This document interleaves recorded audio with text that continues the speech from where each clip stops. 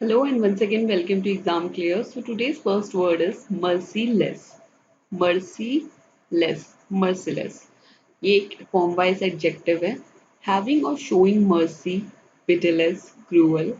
इसका simple meaning है कि जिसमें दया भाव की कमी हो, जो जिसे हम कह सकते हैं कि बहुत ही क्रूअल है, क्रूर है, तो उस इंसान के लिए हम merciless word यूज कर सकते हैं. Synonyms are remorseless, cruel, draconian, irredeemable. Antonyms compassionate, gracious, indulgent, humane, benignant.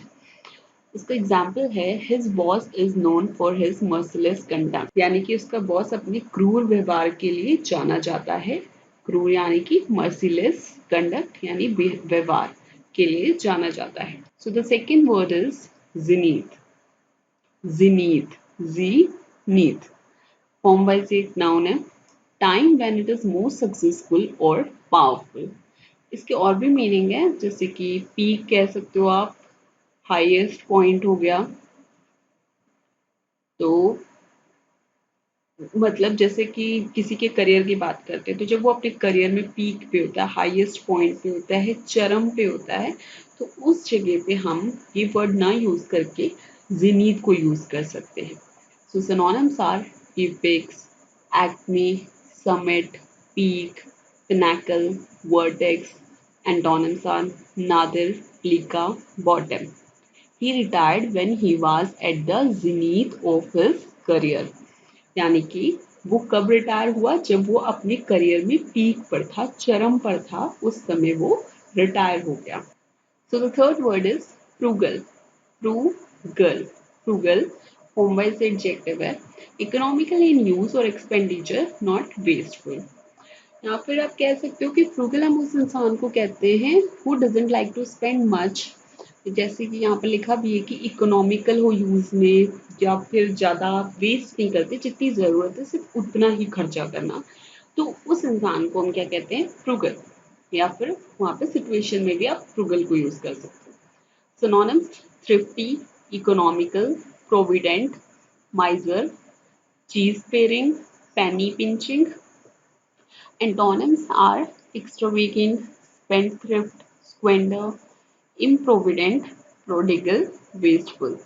इसका एग्जाम्पल है my friend is frugal, he never likes to spend money. यानी कि मेरा फ्रेंड जो है वो फ्रूगल, यानी कि इसका एक हिंदी वर्ड भी है मितव्ययी. मितव्ययी जो कम खर्च करता है, बहुत ही माइजर होता है. तो मेरा फ्रेंड जो है माइजर है, वो ज्यादा पैसे खर्च करना पसंद नहीं करता. So the fourth word is solidarity. Solidarity. Form by से noun है. Unity or agreement of feeling or action, या फिर mutual support with in A group. तो सॉलिडारिटी वर्ड को हम कब यूज करते हैं, जब हम कहीं पर भी यूनिटी को रिप्रेजेंट कर रहे हैं, या फिर जैसे कोई प्रोटेस्ट हो रहा है, तो वो जो प्रोटेस्ट करते हैं ग्रुप ऑफ पीपल, उनका सिर्फ एक ही एजेंडा होता है, मतलब वो यूनिटी से किसी एक ही मुद्दे के खिलाफ लड़ रहे होते हैं. तो वहां पर हम क्या कहते हैं कि वो सॉलिडारिटी में है, यूनिटी में है. So synonyms are unity, oneness, unison. Antonyms are antagonism, antipathy, alienation, estrangement. इसका एग्जाम्पल है the solidarity of the people of a country is good for the nation's prosperity. यानी कि किसी भी देश के लोगों की एकजुटता उस राज्य की, उस देश की समृद्धि के लिए अच्छी होती है. सॉलिडारिटी यानी कि एकजुटता, और प्रॉस्पेरिटी यानी समृद्धि. So the fifth word is curtail. Cartel.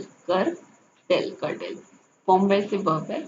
Reduce in extent और क्वांटिटी, या फिर इम्पोज अ रिस्ट्रिक्शन ऑन.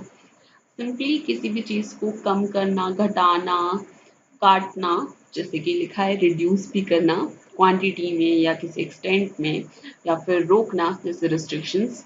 तो वहां पर हम क्या वर्ड यूज कर सकते हैं इन सब की जगह, cartel. Synonyms are diminish, mitigate, lessen, retrench.